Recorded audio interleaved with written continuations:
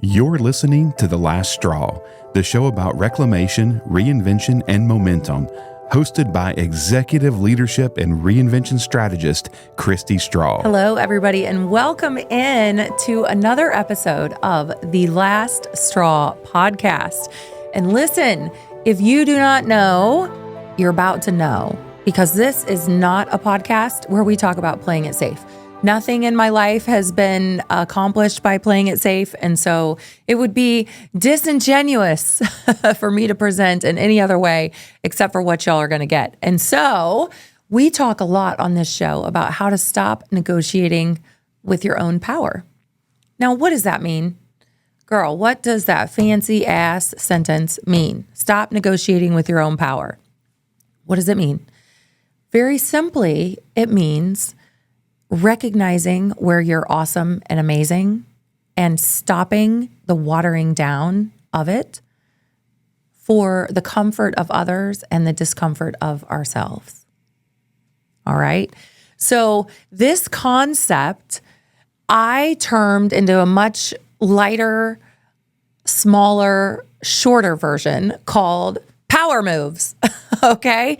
So we're going to talk today about some power moves, and I'm super excited because it'll flow into our ribbon of reckoning a little bit later on. But these power moves, this is part of a 2-part series of this episode here of the Last Straw podcast. And we are really going to break down these 10 power moves across these next 2 episodes. And so I'm probably going to get lost into a couple of stories, but you will love it. It'll be fun, and you'll be glad you spent your 15 minutes with us. So, all right, power move number 1. What is it? What is the power move of my entire career?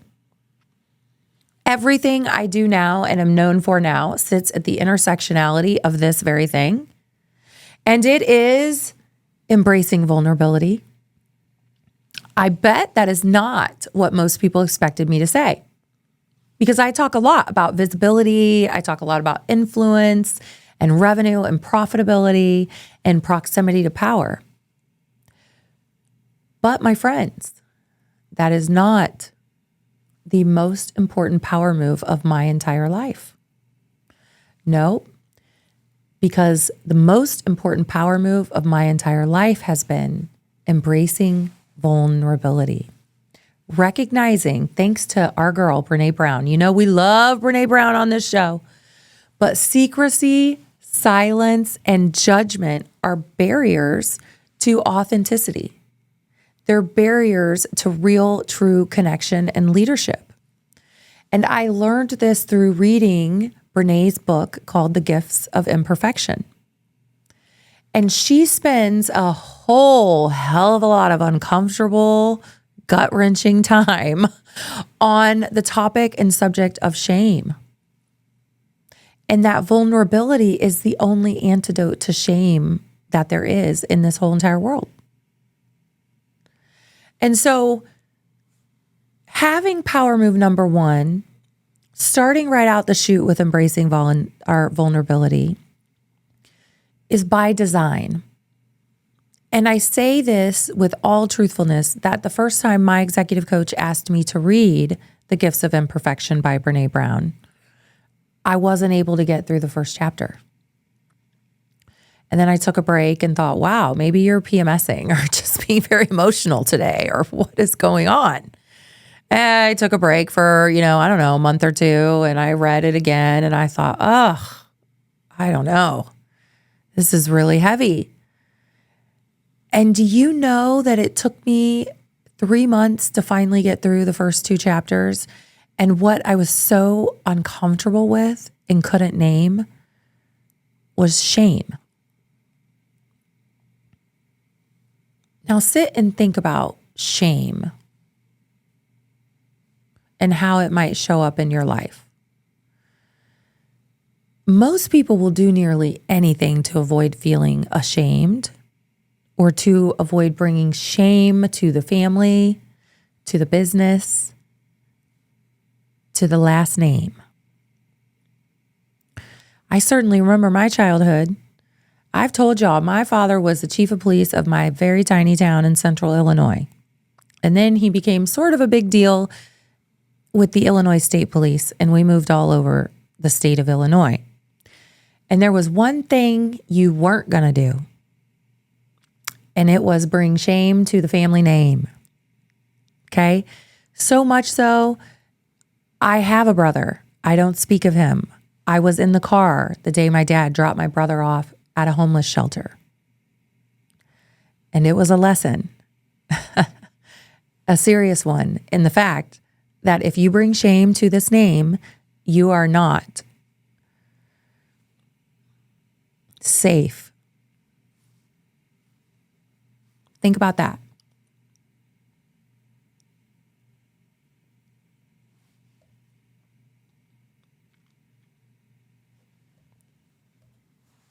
Think about that.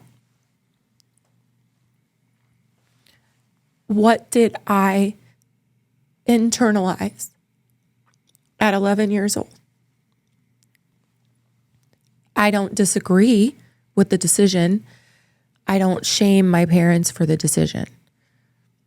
I'm talking about, what did I internalize around the importance of not doing anything that could be perceived as bringing shame to the family name?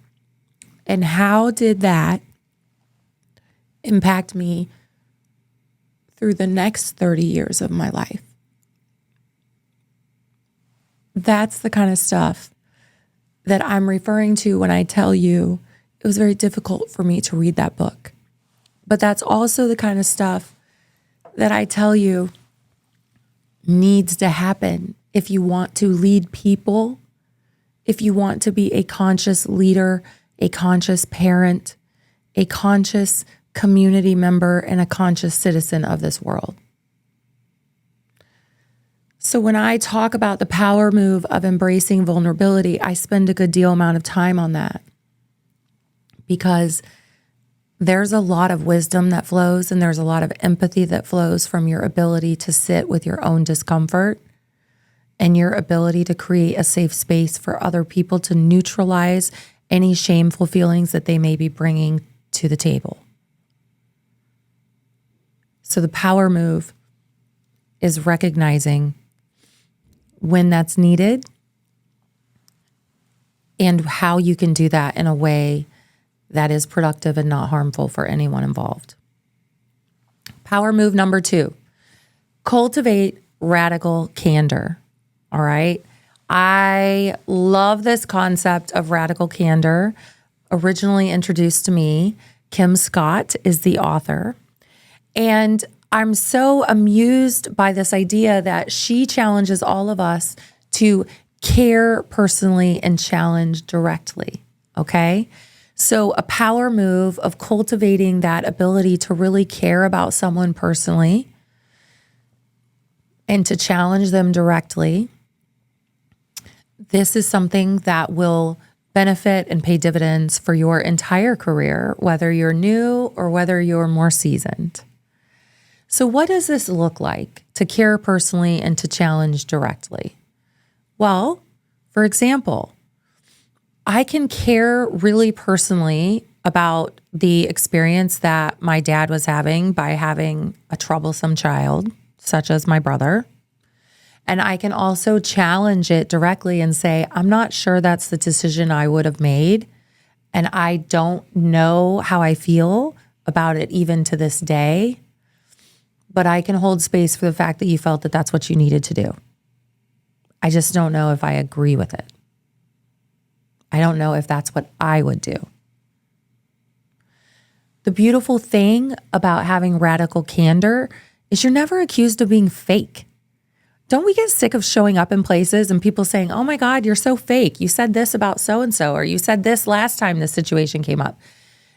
If you challenge personally and challenge directly, and you care personally, and you care enough to challenge somebody directly, this whole concept of radical candor, you never have to worry about people thinking that you're fake. Because anybody in my family and anybody associated with me that knows that I actually do, in fact, have a brother, would also know that, that's a painful topic for her.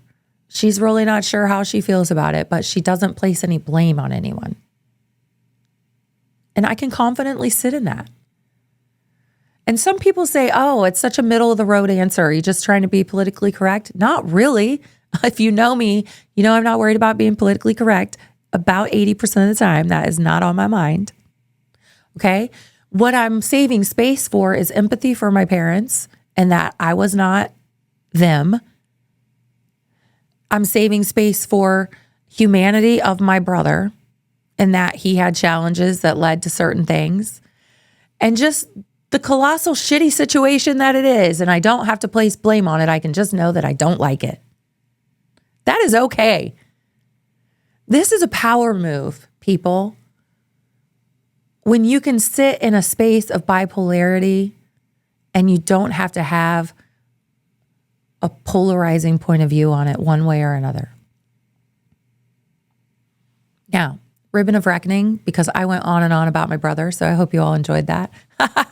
We'll have to get to the other 8 power moves in the next episode. I promise I won't go on and on, probably. Ribbon of reckoning.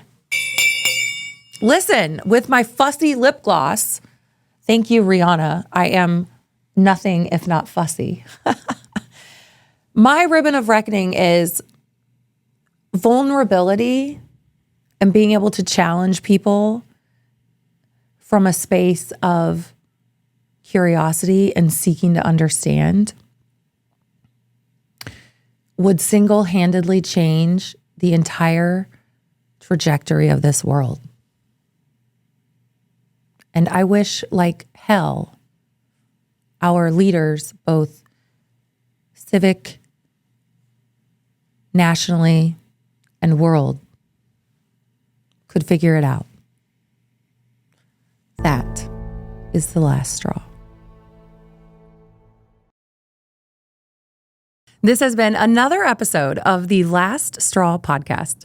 Let's tell the truth and build something better from it.